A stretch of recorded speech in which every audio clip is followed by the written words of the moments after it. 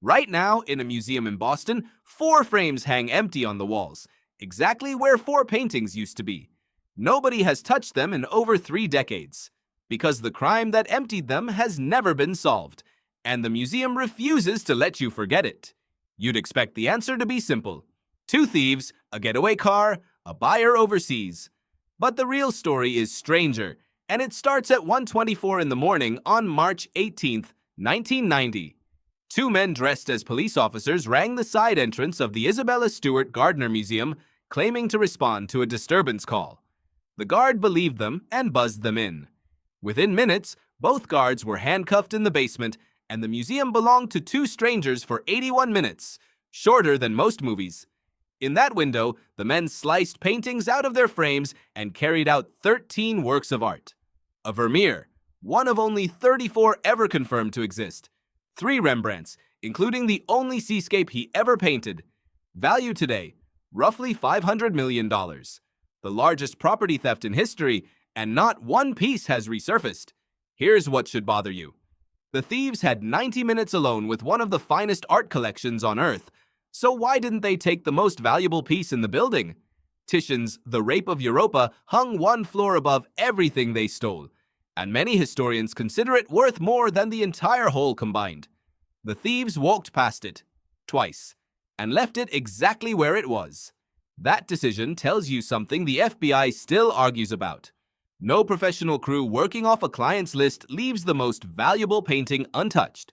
Anthony Amore, the museum's director of security, has run its private investigation for over a decade, and says the choices that night look less like a calculated operation and more like 2 men grabbing whatever caught their eye. That reframes the case. This likely wasn't engineered by masterminds, but improvisation dressed up afterward as precision. So where did the paintings go? Investigators long chased the theory almost every art crime produces: a wealthy collector admiring stolen Rembrandts alone. Real research says the opposite is usually true. Noah Charney, founder of the Association for Research into Crimes Against Art, has studied hundreds of thefts and finds the same pattern. Stolen masterpieces almost never hang on a villain's wall. They're nearly impossible to sell. The instant one surfaces, it becomes radioactive.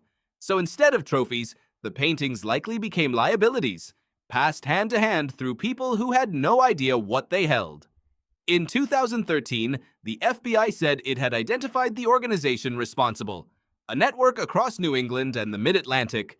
The paintings moved through Connecticut and Philadelphia before the trail went cold. A 400-year-old Rembrandt, painted to capture how light falls on skin, possibly used to settle a debt worth a few $1,000s, held by someone who never even unrolled the canvas. That's the twist nobody expects. The paintings weren't stolen because somebody loved them, but because somebody assumed, wrongly, that beauty always converts into cash. And this is where the story stops being only about art and starts being about you.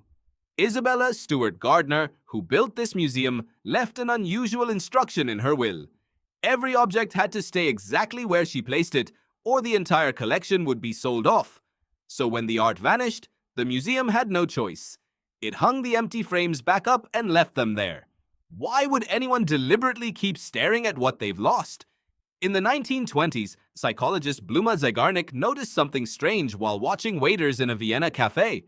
They recalled a complicated order in perfect detail, right up until it was delivered. The instant the task finished, the memory faded. Unfinished tasks stayed. Completed ones let go. It's now called the Zygarnik effect. It's why an unresolved argument replays in your head louder than one you already settled. Your brain doesn't file away loose ends quietly. It keeps a low hum of tension running until the story closes.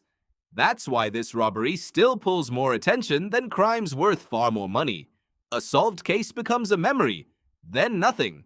An unsolved one becomes a splinter your mind keeps returning to without you asking it to. The reward now sits at $10 million. The statute of limitations on the theft expired decades ago, so whoever did it can no longer be prosecuted for taking the paintings, only for having them now.